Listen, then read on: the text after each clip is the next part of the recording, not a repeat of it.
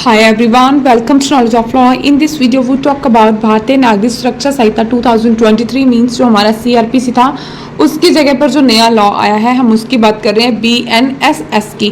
तो guys in this video we talk about some definitions, जो definitions हमारी रह गई थी। गाइज लास्ट वीडियो में हमने डिस्कस की थी लोकल यूरिस्डिक्शन तक, हमारे यहाँ तक कंप्लीट हो गए थे। In this video we talk about जो हमारी डेफिनेशंस रह गई हैं, definitions section 2 clause O. Guys इसमें बात हो रही है non cognizable offence. Non cognizable offence कौन से होते हैं? जो कम सीरियस नेचर के होते हैं। Means an offence for which a non cognizable case means a case in which a police officer has no authority to arrest without warrant.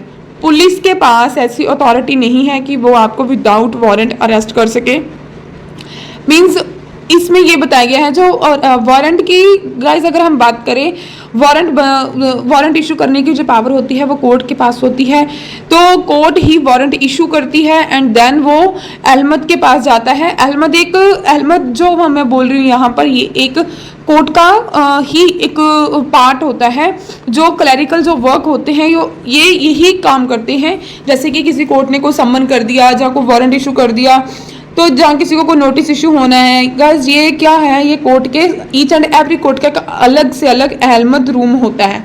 Means clerical work करने के लिए एक कोर्ट का अलग रूम होता है और तो उसी को बोलते हैं अहमद रूम। तो ये अहमद की ड्यूटी होती है, कोर्ट डायरेक्ट करती है और अहमद इनको वारंट बनाता है। कोर्ट इशू करती है एंड अहमद बनाता है।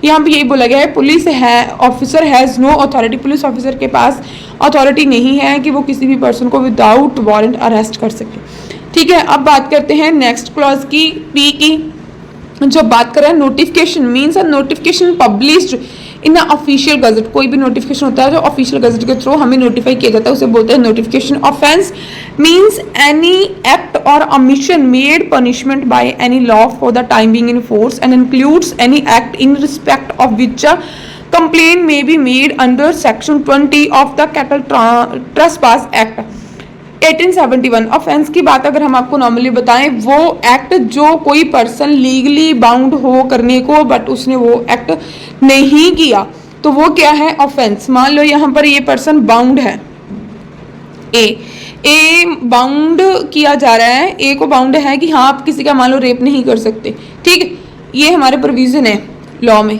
तो ए ने किसी लेडी का मर्डर भी कर दिया, फर्स्ट ऑफ ऑल उसके साथ रेप किया एंड देन मर्डर कर दिया। ये क्या है, लीगली बाउंड था, ये काम नहीं कर सकता था, इसे पता था, ही हैज ए नॉलेज कि अगर मैं ऐसा कोई एक्ट करता हूँ, लीगली बाउंड हूँ, तो मुझे पनिशमेंट हो सकती है, तो इसे बोलते हैं ऑफेंस। अभी ए ने क्या किया है, यहाँ पर ऑफेंस कमिट किया है। तो अब हम बात करते हैं नेक्स्ट क्लॉज की, आर सेक्शन 2 क्लॉज आर, जो डेफिनेशन है officer in charge of a police station. Police station में ऑफिसर का जो चार्ज है उसकी बात हो रही है। Includes when the officer in charge of the police station is absent from the station house unable from illness और other cause to perform his duty. यहाँ पे बोला गया है जो भी कोई ऑफिसर होगा, when the officer in the charge, जिसके पास पुलिस स्टेशन का चार्ज है, अगर वो एब्सेंट है फ्रॉम द स्टेशन हाउस से और illness from enable from illness, वो किस चीज के लिए, मान लो कोई ये है पुलिस स्टेशन है, यहाँ पर कोई पुलिस ऑफिसर को उसका चार्ज दिया गया है, ठीक है, तो ये वाला जो पुलिस ऑफिसर है ए पर्सन, मान लो ड्यू टू रीजन, अगर तो अगर वो he is not a fit and fine, वो इलनेस है, या फिर कोई अदर कॉज ऑफ रीजन है, वो किसी ड्यू टू रीजन वो अपनी ड्यूटी को परफॉर्म नहीं कर पा रहा, तो वहां पर क्या होगा, the police officer present at the station who is next in rank to such officer and in the above the rank of constable और when the state government so directs any other police officer so present.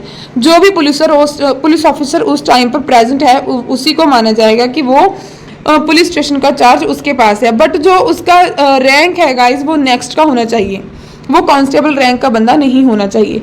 अब हम आपको बताते हैं, मान लो ये वाला police station है, ठीक है, मान लो ये है, यहाँ पर क्या है, एएसआई के पास था गाइस चार्ज, ठीक है, अब ये वाला पर्सन नहीं है, ठीक, तो इसके बाद एसआई के पास होगा, अगर एसआई है तो एसआई के पास होगा। नेक्स्ट जो उसका रैंक होगा, ठीक है गाइज, मान लो अगर एसआई नहीं है तो एएसआई होगा, ठीक है। मतलब ये है कि जो भी उस टाइम प्रेजेंट होगा, बट इसमें कांस्टेबल को चार्ज नहीं दिया गया कि कांस्टेबल की अगर हम बात करें तो उसके पास चार्ज नहीं है, ठीक है। तो अगर हम बात करें नेक्स्ट क्लॉज की, एस की, section 2 clause S, place includes a house, building, tent, vessel and vessels को ही प्लेस बोला गया है। पुलिस रिपोर्ट, अगर हम नेक्स्ट क्लॉज की बात करें, section 2 clause T, police report की बात करें, means a report forwarded by a police officer to a magistrate under subsection 3 of subsection 3 of section 193। तो गाइज ये हमारा बात कर रहे हैं रिपोर्ट को हमने पुलिस रिपोर्ट आगे भी हमने रीड आउट करनी है, वो आपको बता देंगे, डोंट वरी। तो गाइज ये बात हो रही है नेक्स्ट की।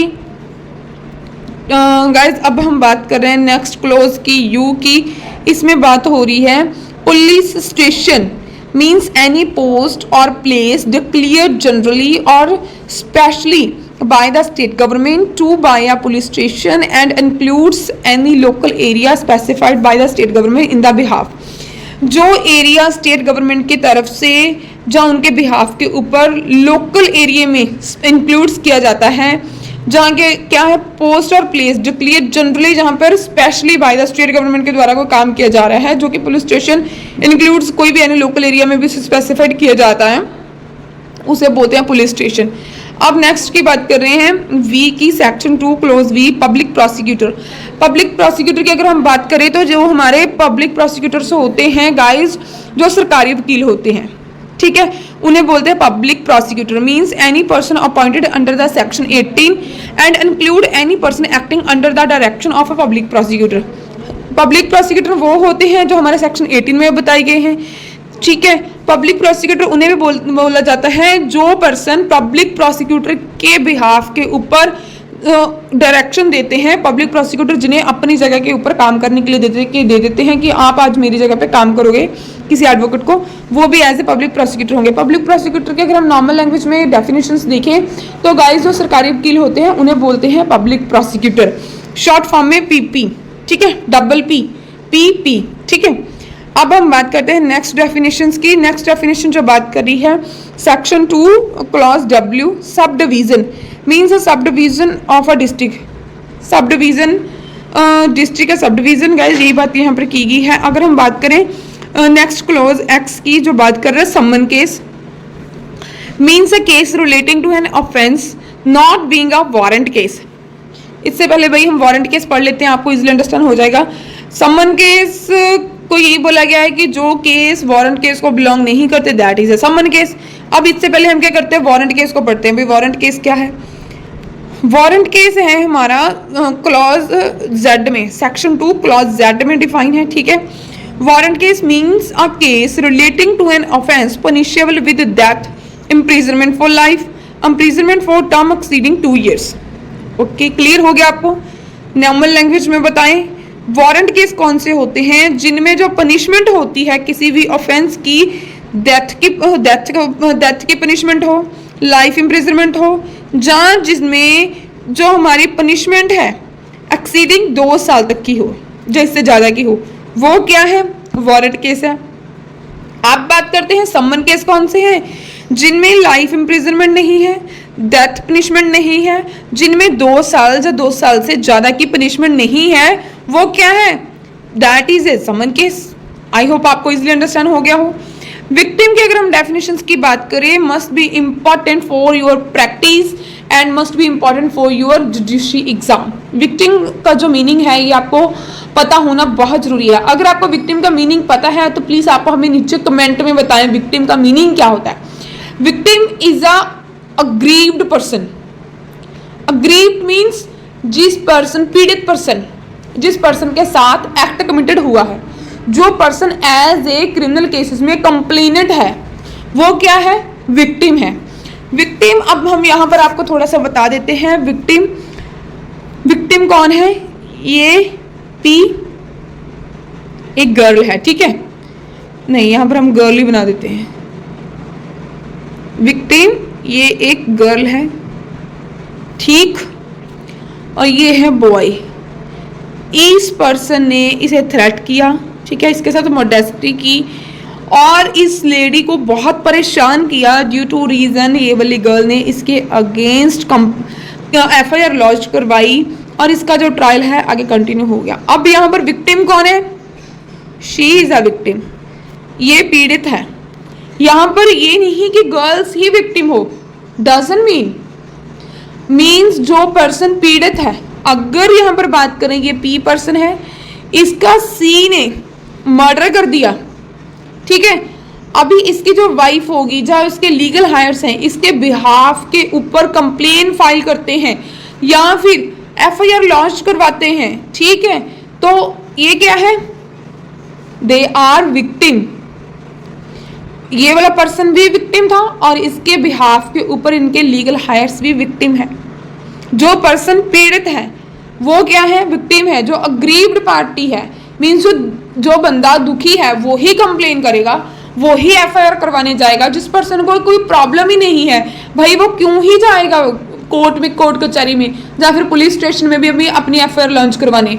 जो पर्सन प्रॉब्लम में है, जिस पर्सन को कोई प्रॉब्लम है, वो एक्शन लेना चाहता है, अक्यूज्ड के अगेंस्ट FIR लॉन्च करवाता है या फिर कोर्ट में जाता है डायरेक्ट, वो क्या है गाइस? वो विक्टिम पर्सन है, पीड़ित पर्सन, जिस पर्सन को का कंप्लेनेंट है, ठीक है।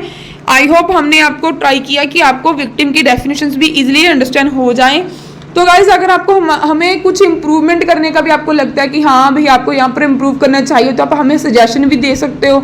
अगर आपको हमारी वीडियो अच्छी लगते हैं तो गाइज इसे लाइक कीजिए, शेयर कीजिए एंड अपने फ्रेंड सर्कल के साथ भी इसे फॉरवर्ड कीजिए, उन्हें भी भेजिए, उनकी नॉलेज भी एक्सटेंड हो।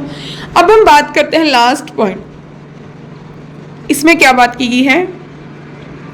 Words and expression used herein and not defined but defined in the information technology act 2000 and Bharatiya Nyaya Sahita 2023 shall have the meaning respectively assigned to them in the act and Sahita।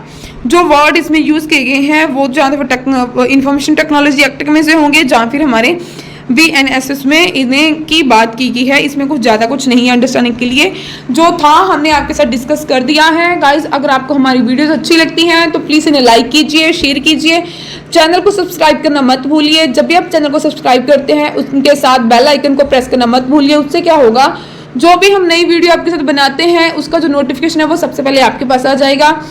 Guys आपको हमारी videos कैसी लगती हैं आप नीचे हमें comment में ज़रूर बताइए। Thanks for watching.